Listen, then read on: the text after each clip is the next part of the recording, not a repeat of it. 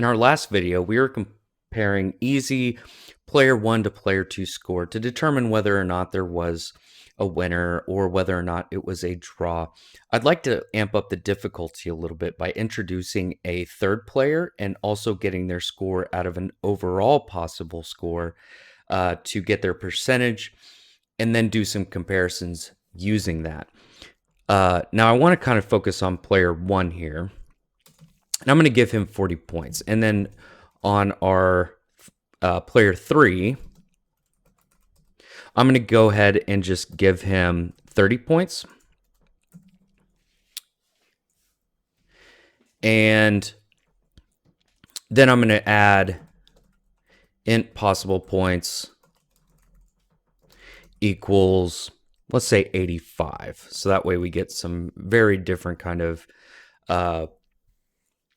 very different fractions. Now I could go ahead here and say, double player percentage equals player 1 divided by possible points, but that wouldn't really press us to do much and give you guys a good glimpse into what if statements are capable of, because you can do a lot of arithmetic operations and comparisons inside your if condition, as long as the end result is a Boolean. And to show you what I'm talking about, let's go ahead and just write an if statement that can compare and do all of our operations to see whether or not player 1 tied anyone.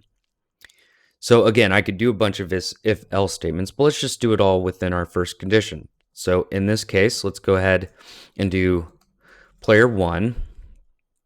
If player 1 divided by possible points does not equal player 2 divided by possible points, I could easily say player 1 did not tie player 2. And that would be totally fine. But that doesn't give you a good overall feel for exactly how extensive your conditions can be. So what I'm going to do is just copy and paste that, and I'm going to place it within double ampersands. And then over here, I'm going to change this to player 3. So now this if statement says if player 1 divided by possible points, if player 1's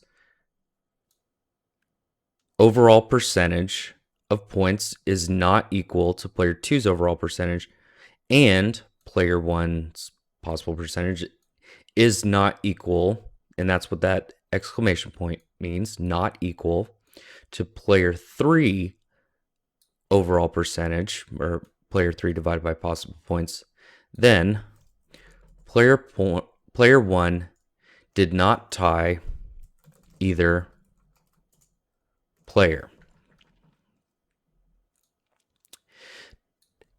Now, what I'm going to go ahead and do here is just take the same statement and just do else if.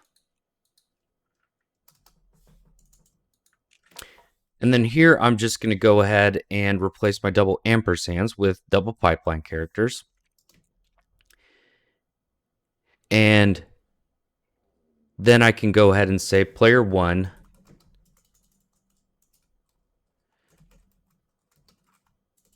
didn't tie one player.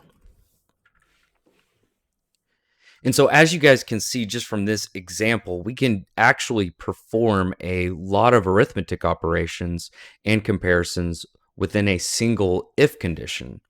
And as long as it's returning a Boolean, meaning true or false, it will determine whether or not it needs to actually run its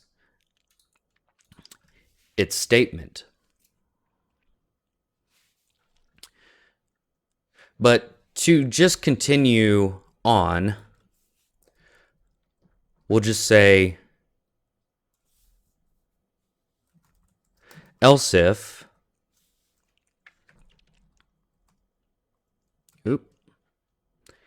and I'm going to copy this again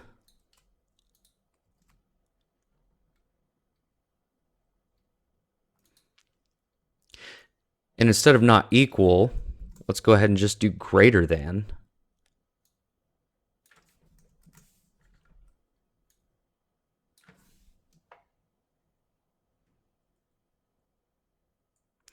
And I'm going to actually just do double ampersands here.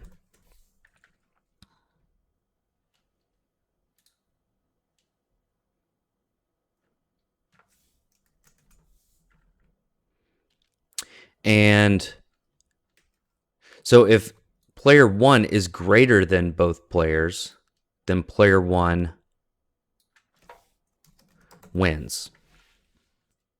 Now there's quite a lot of things that I could show you with a lot of different examples like this, but I think I'm going to save quite a few of those for our next chapter, in which we start covering loops.